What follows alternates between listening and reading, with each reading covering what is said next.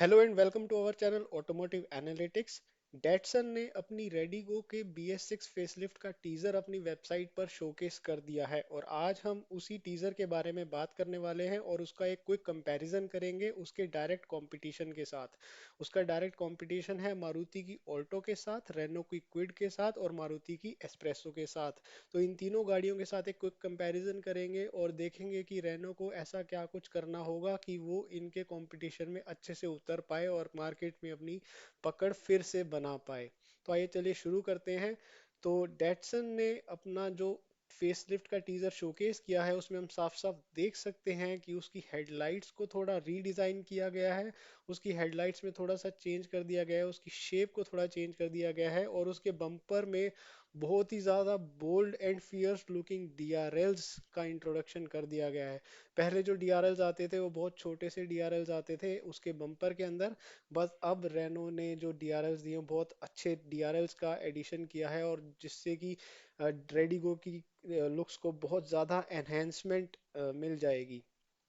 तो अगर हम इसके साइड की बात करें तो जो कार की ओवरऑल शैसी है वो सेम रहने वाली है, उसमें कोई चेंज नहीं होने वाला है। लेकिन फ्रंट और रियर लुक्स में डेफिनेटली थोड़े चेंजेस हैं। फ्रंट की हेडलाइट्स चेंज हैं, DRLs नए हैं, बम्पर थोड़ा रीडिज़ाइन है और पीछे की जो लाइट्स हैं उसमें हम इमेज में देखकर ही एक्सपेक्ट कर सकते हैं कि उसमें थोड़ा LED ट्रीटमेंट हमें मिल सकता है, जैसा कि हमने रेनो की नई क्विड में देखा था कि हमें बहुत अच्छा LED ट्रीटमेंट मिला था। ऐसा ही रेडिगो में भी हम एक्सपेक्ट कर सकते हैं।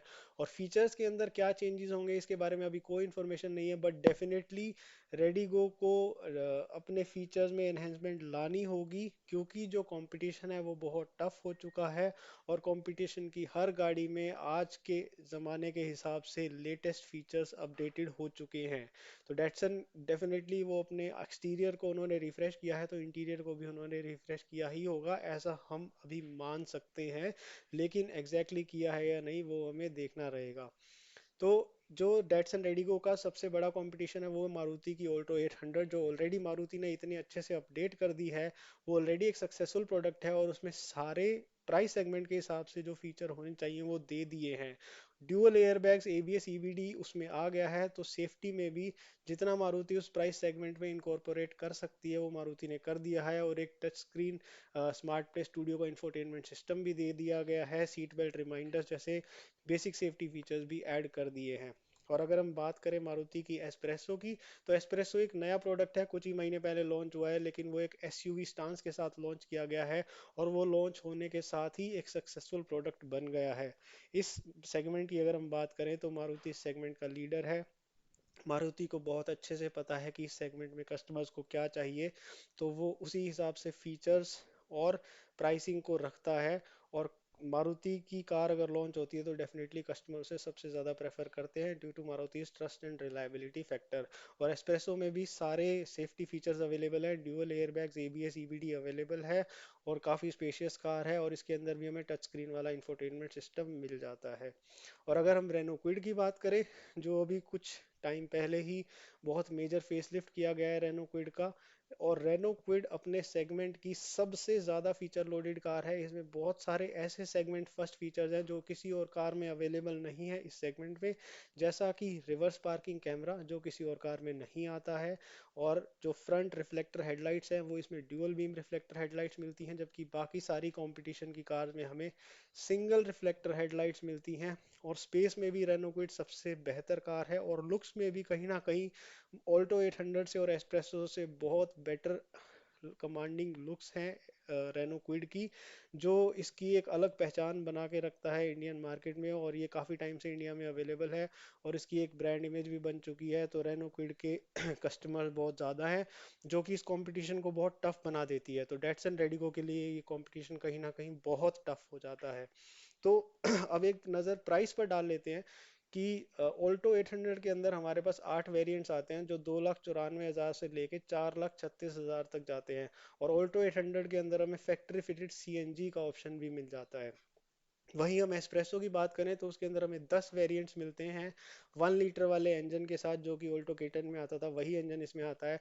और ये थोड़ी सेगमेंट हायर हो जाती है ऑल्टो से, 370 से शुरू होती है और 499 तक इसका टॉप मॉडल जाता है, जिसके अंदर हमें ऑटोमेटिक गियरबॉक्स भी मिल जाता है एएमटी वाला, जो ऑल्टो K10 में आता था।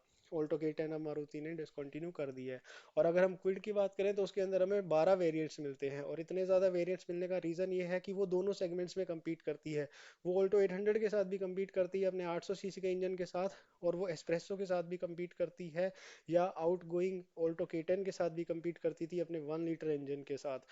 और इसका जो टॉप मॉडल है ऑटोमेटिक ऑप्शन के साथ, वो हमें 5,01,000 में मिल जाता है। तो इन सारी चीज़ों को देखते हुए अगर रेडिगो को अपनी मार्केट में पकड़ बनानी है, तो कहीं ना कहीं उसे अपनी प्राइसिंग बहुत ज़्यादा कॉम्पिटिटिव रखनी होगी, और इन कंपटीशन वाली कार से प्राइस थोड़ी अपनी कम रखनी होगी, क्योंकि इन तीनों गाड़ियों के पास अपने अपने रिस्पेक्टिव पॉजिटिव पॉइंट्स हैं जो इन तीनों को एक स्ट्रॉन्ग कंटेंटर बनाते हैं।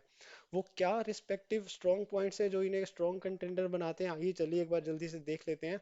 तो ऑल्टो 800 में इसकी जो एवरेज मंथली सेल्स हैं वो 18 से 20 हज़ार है।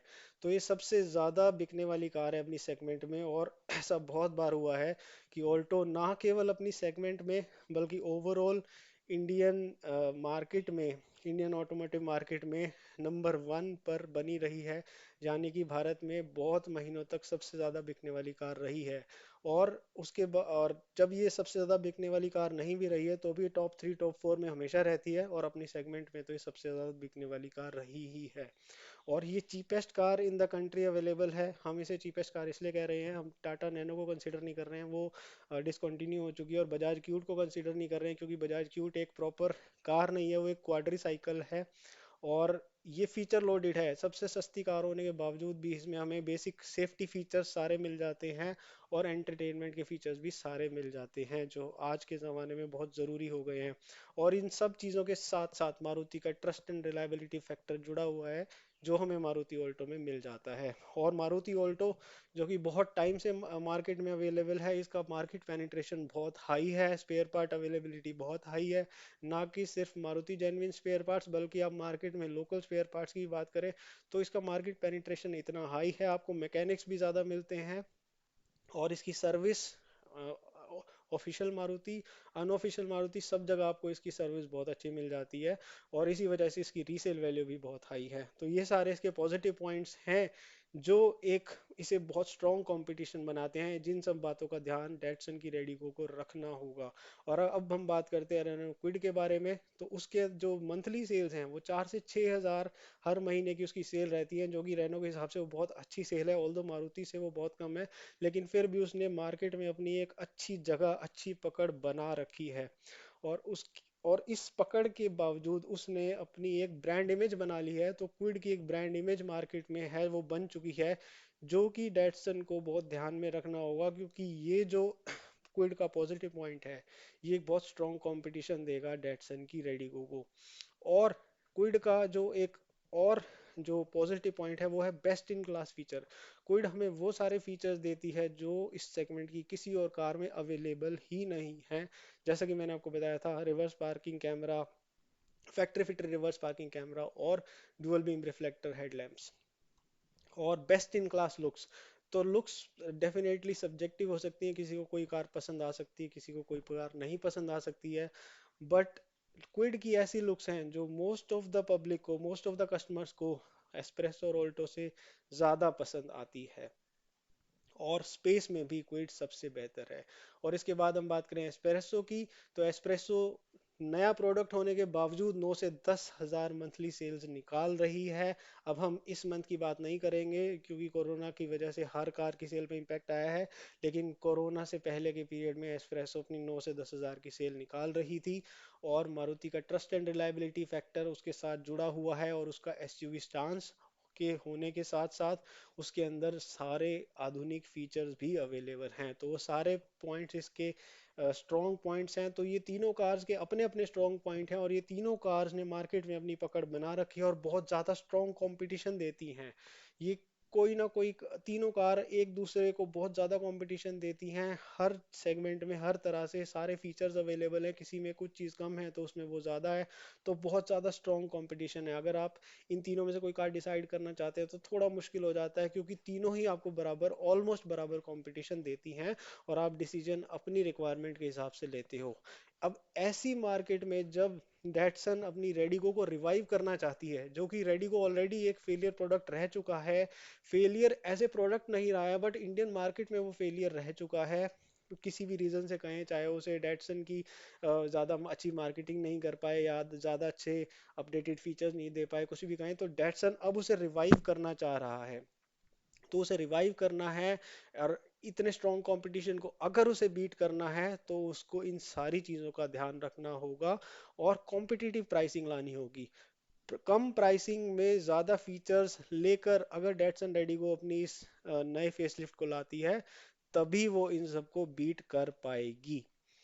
तो चलिए दोस्तों, ये था छोटा सा कंपैरिजन वीडियो डेटसन रेडिगो के टीजर का कंपटीशन के साथ, और डेटसन रेडिगो में उन्हें क्या क्या करना होगा अगर उन्हें अपनी मार्केट में पकड़ बनानी है। तो इस वीडियो को देखने के लिए बहुत बहुत धन्यवाद, और आपसे मिलते हैं अगले वीडियो में। Thank you so much.